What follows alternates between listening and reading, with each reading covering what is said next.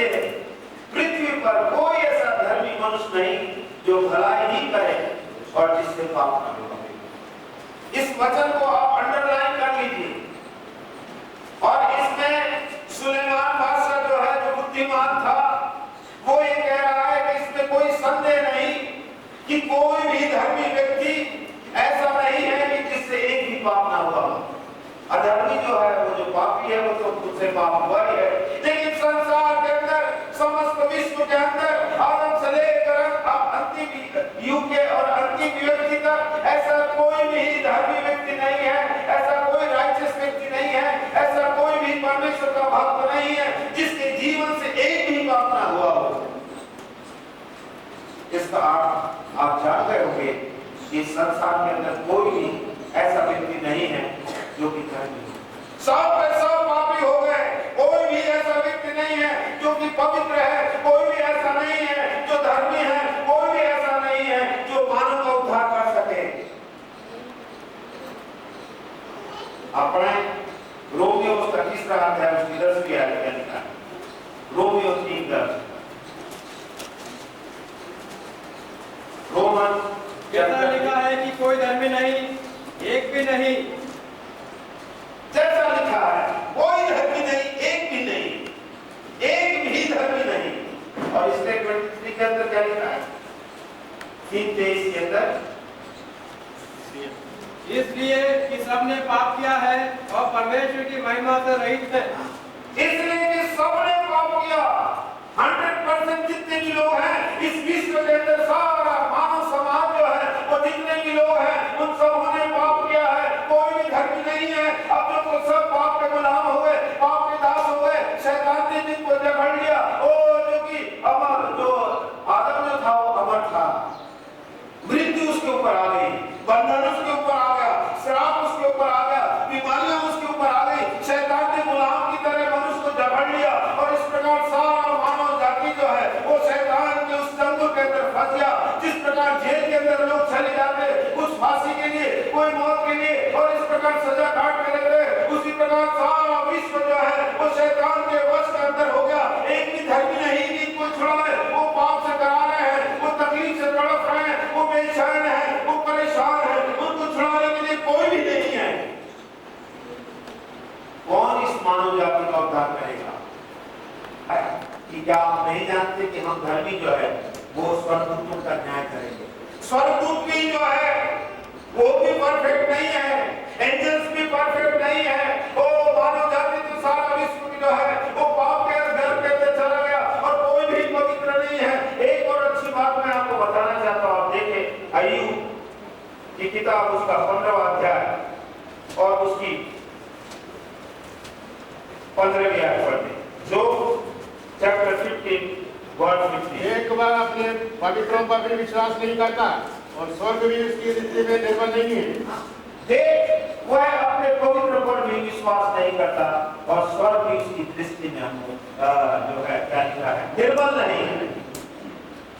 अगर परमेश्वर केवल अकेला पवित्र है, कोई भी पवित्र नहीं है, कोई भी विश्वास योग्य नहीं है। हम जो मानव जाति पूरे विश्व जो है वो शैतान के चंगुल के अंदर चले गए। हमें कोई छुड़ाने वाला नहीं है। हम परेशान हैं, हम हलाकान हैं, हम कीचड़ के अंदर धर गए, हम पाप के अंदर धर गए। शैतान ने अपने बंधन में हमें खींच लिया है। वो हमारा विरोधी है, वो शैतान है। अब हमें कौन छुड़ाएगा? चैप्टर 11 वर्स 25 और 26।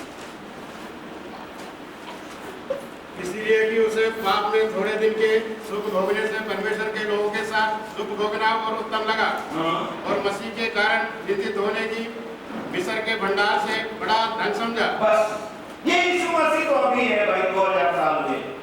लेकिन लिखने वाला लिखता है कि उस समय मूसा मसीह के कारण, यीशु मसीह के कारण निंदित होने के लिए मिस्र के धन को छोड़ दिया, उन सारे सुख और सुविधा को छोड़ दिया। इसका अर्थ यह है, ये जो मानव रूप में आया, यही परमेश्वर पुराने नियम में वहां पर था। इतना ही नहीं, आप देखिए यूहन्ना ने सुसमाचार उसका 8वां अध्याय, और मैं आपके लिए पढ़ देता हूं।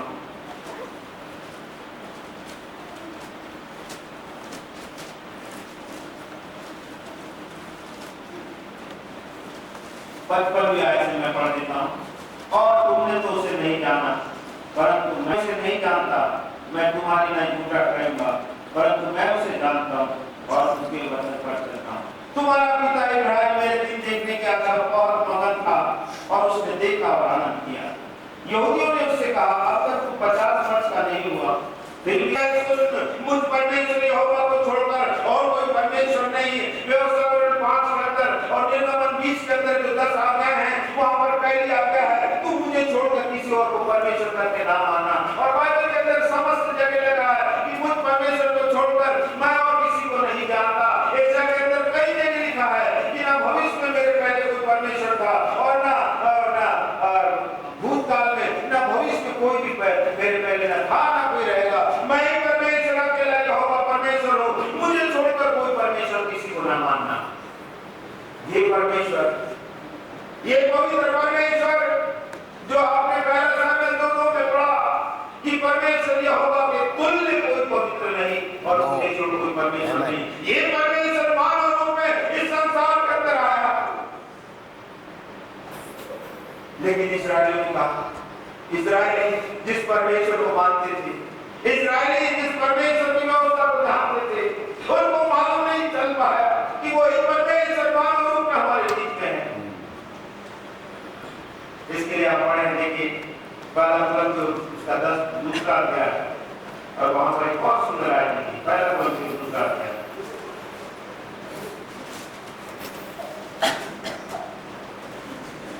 और उसकी 8वीं आयत पढ़, जिसे इस संसार के हाकिमों में से किसी ने नहीं जाना, क्योंकि यदि जानते तो तेजोमय प्रभु को क्रूस पर न चढ़ाते। जिसे इस संसार के हाकिमों में से किसी ने नहीं जाना, क्योंकि यदि जानते तो तेजोमय प्रभु को क्रूस पर न चढ़ाते। अगर वो जान जाते कि ये प्रभु यीशु मसीह है, यही परमेश्वर है, ये पुराना नियम का परमेश्वर है जो मानव रूप में आया, एक बेटे के रूप में आया, मानव पुत्र के रूप में आया, ईश्वर पुत्र के रूप में आया, लेकिन ये स्वयं क्रिएटर है, वो उस परमेश्वर कभी ना चढ़ा पाते, उनकी हिम्मत नहीं होती। इसलिए प्रभु यीशु मसीह ने अपने आप को प्रकट नहीं किया, क्योंकि परमेश्वर को वो काम पूर्ण करना था। परमेश्वर को मानव जाति के उद्धार के लिए इस संसार के अंदर मानव रूप में आना बहुत जरूरी था, क्योंकि आकाश के अंदर, पृथ्वी के अंदर, सारे स्पेस के अंदर कोई भी ऐसा धर्मी व्यक्ति नहीं था या धर्मी जन नहीं था ईश्वर को छोड़कर। इसलिए परमेश्वर को इस संसार के अंदर मेरे और आपको उद्धार किया। केवल लेट्स डे बनाकर या गुड फ्राइडे बनाकर या ईस्टर मनाकर हम छुट्टी नहीं पाते। अभी जो बलिदान, जो योजना परमेश्वर ने की है, जो मानव रूप में संसार में आकर जो काम उसने किया है, उस काम के अंदर अगर आप और मुझको शरीक होना है, अगर प्रभु यीशु मसीह के उस क्रूस की कथा को, उस बलिदान को अगर साकार करना है, तो मुझको चाहिए कि मैं उसको प्यार करूं। और क्या सचमुच में यीशु मसीह को प्यार करते हैं? कितने लोग यीशु मसीह को प्यार करते हैं? मेरे पास सर बताएगा।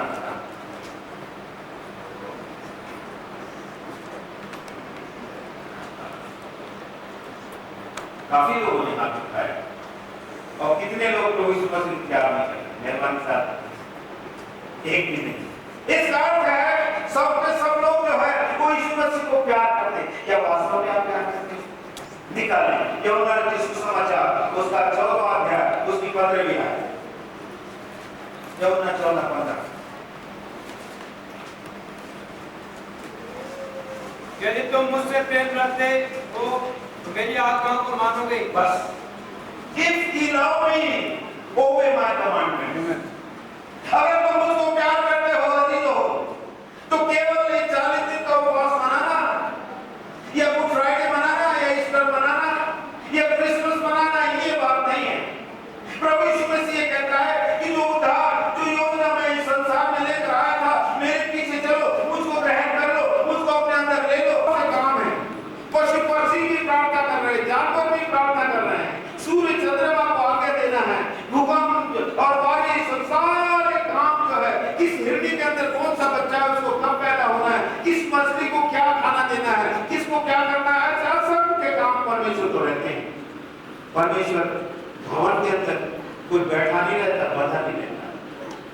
लेकिन आप परमेश्वर के मंदिर है जिसके अंदर परमेश्वर 24 घंटे रहना चाहता है। जब थोड़ी देर के लिए जहाँ परमेश्वर आता है उस स्थान को आप कितनी इज्जत देते हो। पौलुस कहता है उन लोगों को जिन्होंने प्रभु यीशु मसीह को ग्रहण किया था, क्या तुम नहीं जानते कि तुम परमेश्वर का मंदिर हो और परमेश्वर का आत्मा तुम्हारे अंदर वास करता है। यदि कोई परमेश्वर के मंदिर को नाश करेगा तो परमेश्वर उसे नाश करेगा, क्योंकि परमेश्वर का मंदिर पवित्र है और वह तुम हो। हमारा शरीर परमेश्वर का घर है, परमेश्वर का मंदिर है। अजीजों, हम इस शरीर के साथ क्या कर रहे हैं? अगर हम इस शरीर का इस्तेमाल सही नहीं करेंगे तो हमारे लिए बड़ी खतरनाक बात है। एक आयत आखिरी में अंतिम आयत पढ़ दिए, उसके बाद हम इसे समाप्त करेंगे। यूहन्ना रचित सुसमाचार उसका 5वां अध्याय उसकी 28 और 29वीं आयत। यूहन्ना 5। इससे अचंभा मत करो, क्योंकि वो समय आता है कि जितने कब्रों में हैं उसका शब्द सुनकर निकलेंगे।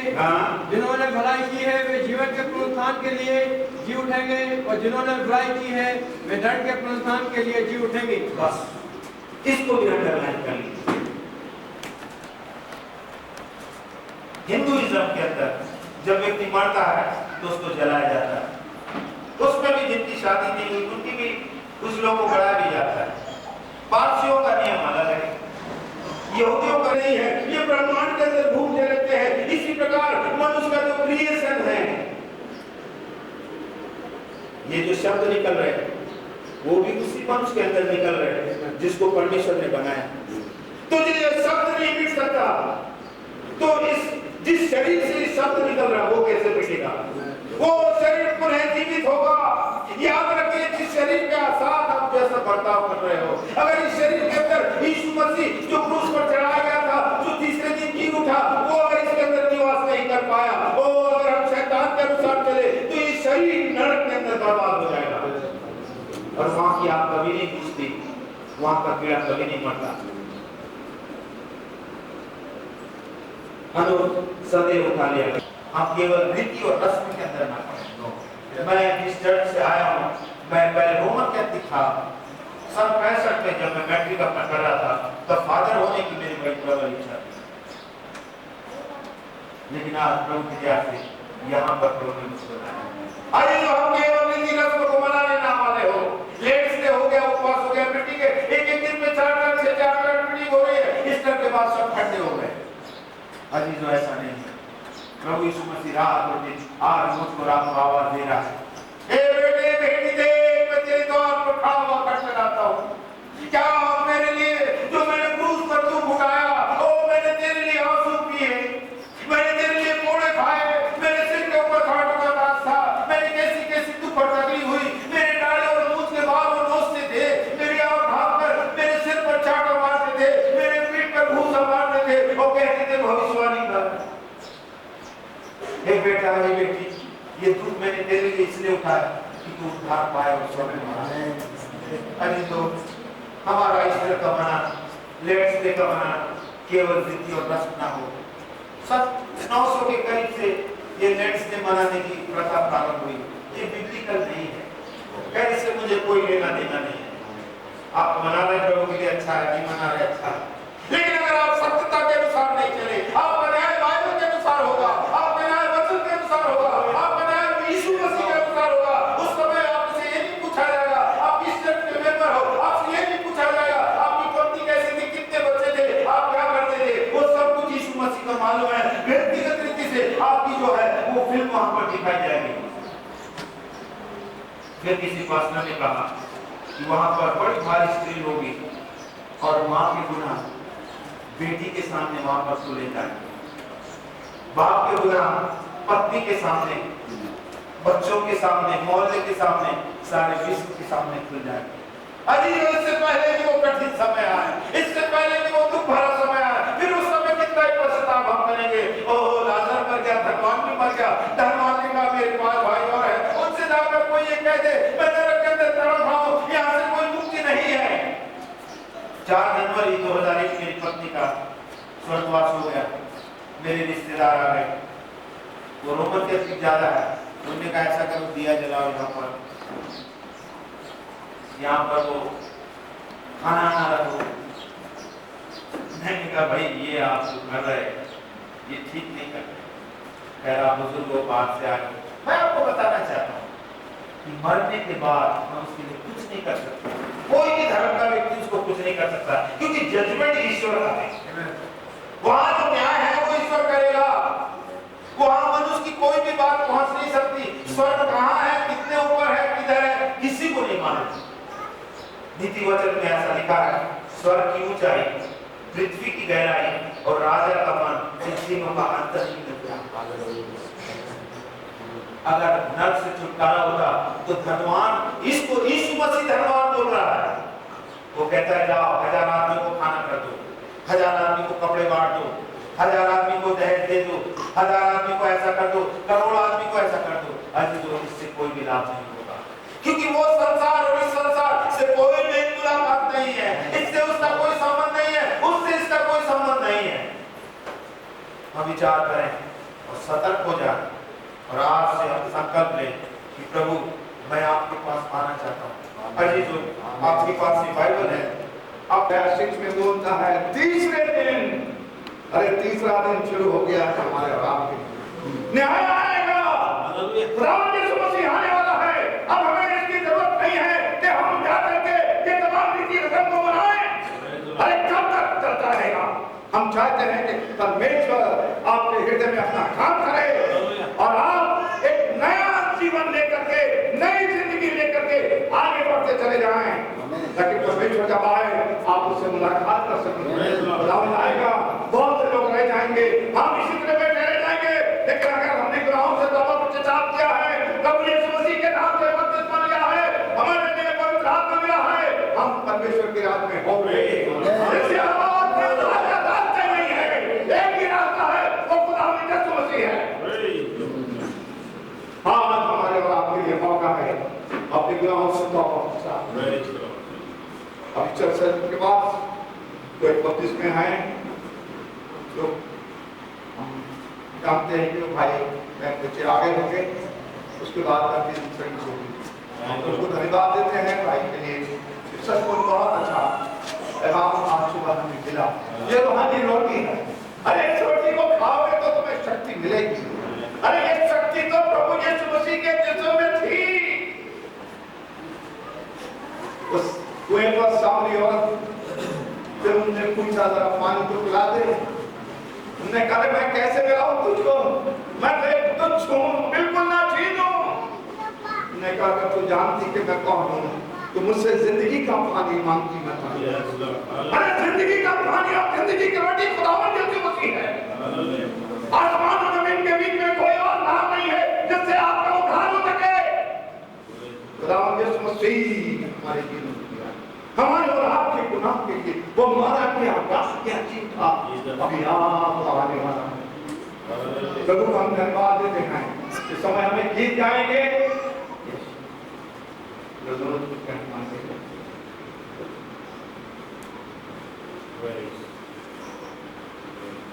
हम लोग उसी में प्रतिसंधि करते जा रहे हैं और आप और हम पड़ोसी चर्च मंडली या कलिसिया थैंक यू थैंक यू।